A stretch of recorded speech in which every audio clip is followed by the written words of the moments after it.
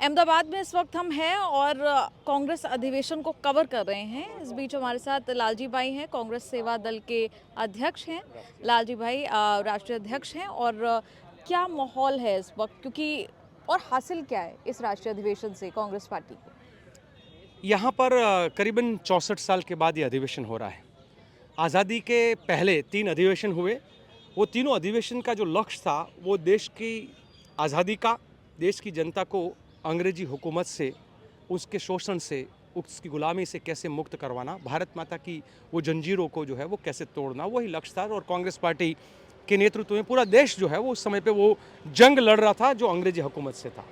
अब जो है उसके बाद 61 में जो अधिवेशन हुआ, भावनगर में हुआ, उस अधिवेशन का जो लक्ष्य था वो मुख्य तौर पे राष्ट्र के नवनिर्माण का था कि देश की जनता की सुखाकारी, देश में पूरा का पूरा जो शासकीय व्यवस्था है उसमें कैसे सुधार हो, रोजगार, शिक्षा, स्वास्थ्य से लेकर हर किसी मोर्चे पर ये देश जो है वो कैसे उन्नति उसकी हो, वो हमारा सोच था। और उसी समय पर उस अधिवेशन में ज़्यादातर रेजोल्यूशन उस पर हुए।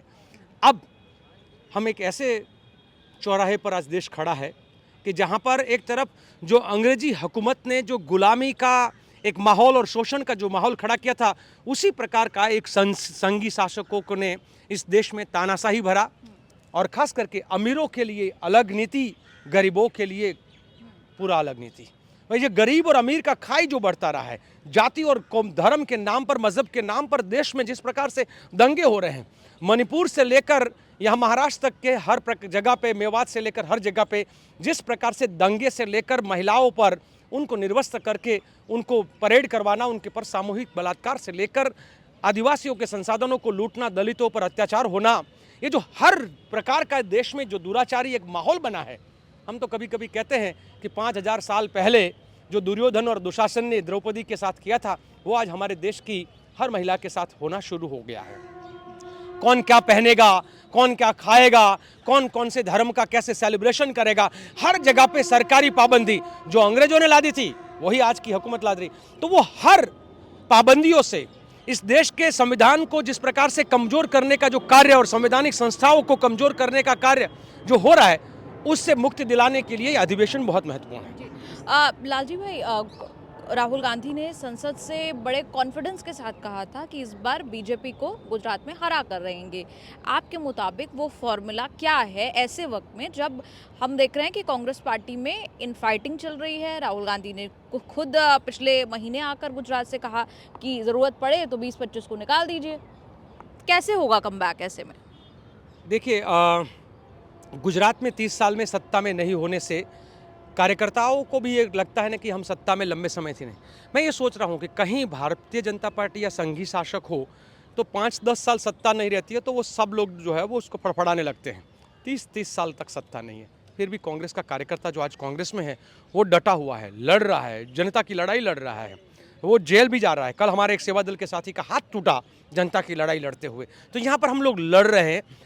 बात राहुल जी ने जो कही है वो बात में भी सच्चाई इसलिए है क्योंकि जब राजनीतिक पार्टी लंबे समय तक सत्ता से दूर होती है तो उस समय पर कुछ लोग ऐसे आ जाते हैं, जैसे आज़ादी के जंग में भी एक तरफ लोग आज़ादी का जंग लड़ रहे थे और दूसरे लोग 60 रुपया की दलाली कर रहे थे, अंग्रेजों के साथ मिलकर मुखबिरी कर रहे थे। उसी प्रकार से हमारे पार्टी में भी कुछ लोगों ने ऐसा कर रहे होंगे, तो उन सबको सफाया करना बहुत ज़रूरी है। राहुल जी पूरी तरीके से उस मामले में तैयार हैं कि किस प्रकार से, और खड़गे जी और राहुल जी का जो उन्होंने पूरा जो निर्णय किया है वो, और वो निर्णय के समय में अधिवेशन के बाद बहुत कुछ साफ सफाई गुजरात से शुरू होगी। गुजरात संगठन का एक नया मॉडल शुरू होगा। गांधी और सरदार का जो एक सोच था जो है स्वावलंबन, समन्याय, स्वाभिमान और समानता वाला, और यही संवैधानिक ताकत हमारी है, उसी को दोबारा लागू करने के लिए संगठन सर्वोपरि का जो शुरुआत है वो गुजरात से होगा।